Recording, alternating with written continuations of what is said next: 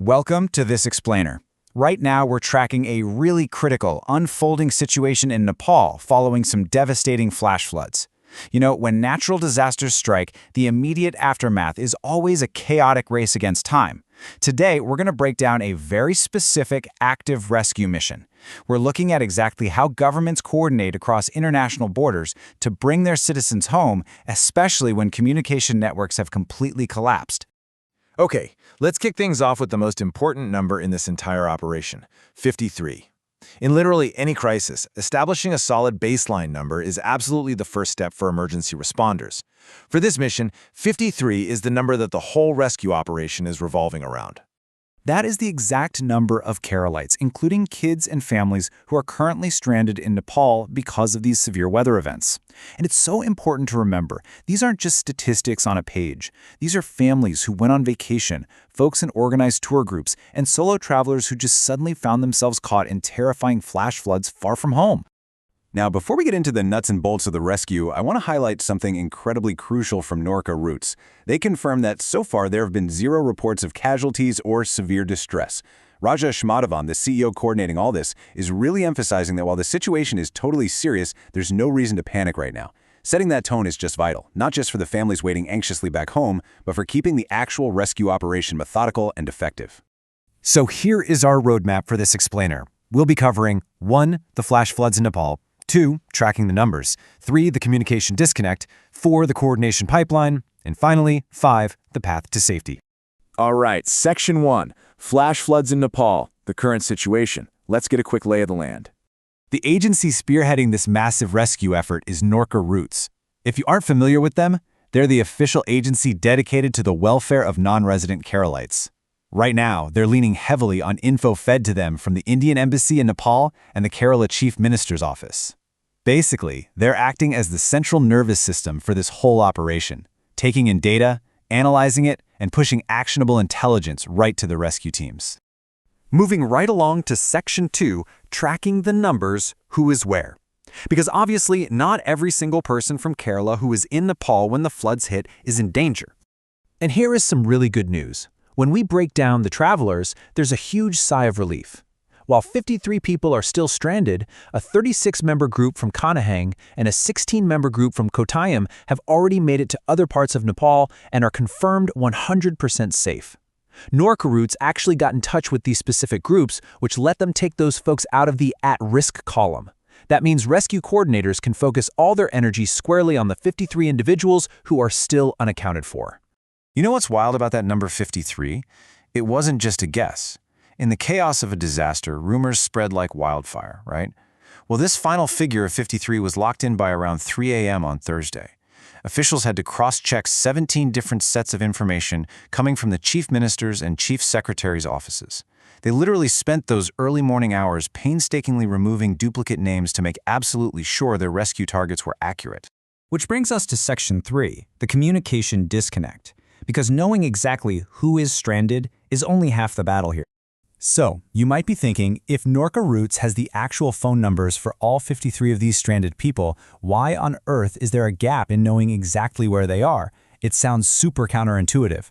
In our hyper-connected world, we just assume that having a phone number equals having an instant GPS lock on someone.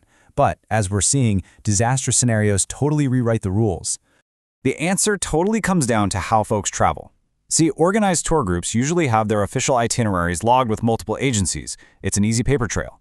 But for independent families on vacation, if they haven't actively updated or renewed their status with NORKA Roots, there's just no central database showing what hotel they're at or what region they were exploring on any given day. And to make matters even trickier, even with those phone numbers in hand, severe network outages caused by the disaster have made direct communication basically impossible. The flash floods didn't just wash out the roads, they took down cell towers and severed lines. So you have rescue coordinators sitting in offices with perfectly accurate lists of phone numbers, but when they dial, they just get a dead line. Let's look at Section 4, the coordination pipeline, and see how authorities are actively working around this massive blackout. This is the exact step-by-step pipeline being used right now. It starts at the state level with the Chief Minister's Office. Then, a NORKA Roots officer in Delhi links up with the resident commissioner. That info gets passed straight to the Indian Embassy in Nepal. But step 4, that's where the real detective work kicks in. Officials are actually calling the families back home in Kerala, asking them, hey, during your last call, did they mention a specific temple, a certain town? Where were they headed? They're essentially crowdsourcing last known locations to give ground teams a starting point. Even without that direct contact, Rajesh Madhavan, the CEO of NORKA Roots, is holding firm on this message of safety. It's a highly calculated presumption. By using that extensive coordination pipeline, checking with local authorities, and piecing together timelines, they are building a situational map that really points away from tragedy and more toward temporary displacement. He followed that up by saying they haven't heard of any casualties or severe distress. Since no new distress calls have come in after those initial 53 people were identified, the presumption of safety makes a lot of sense. Think about it. If the situation on the ground had severely deteriorated for these folks, the chances of emergency signals making it through would go way up. So right now, the silence is actually being treated as good news. Finally, let's look at Section 5, the path to safety, to see the broader picture of bringing everyone home. Zooming out a bit, international reports show the overall situation is stabilizing pretty rapidly. We're seeing ground deployments by the local military, plus direct assistance rolling in from the government of India. This multi-layered approach is exactly what you need. The local military knows the terrain inside and out for physical extractions, while the Indian government provides that massive logistical and diplomatic muscle to process and transport citizens out of the danger zones safely.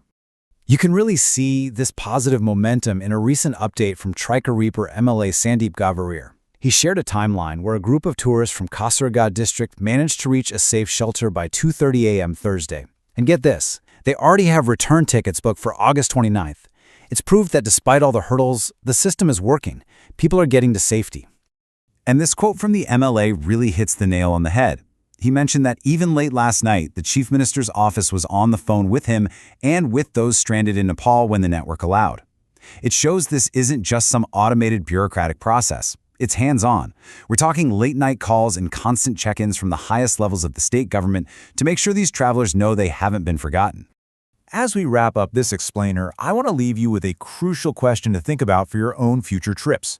We just saw how a lack of updated registrations created a huge roadblock for rescuers trying to locate independent travelers.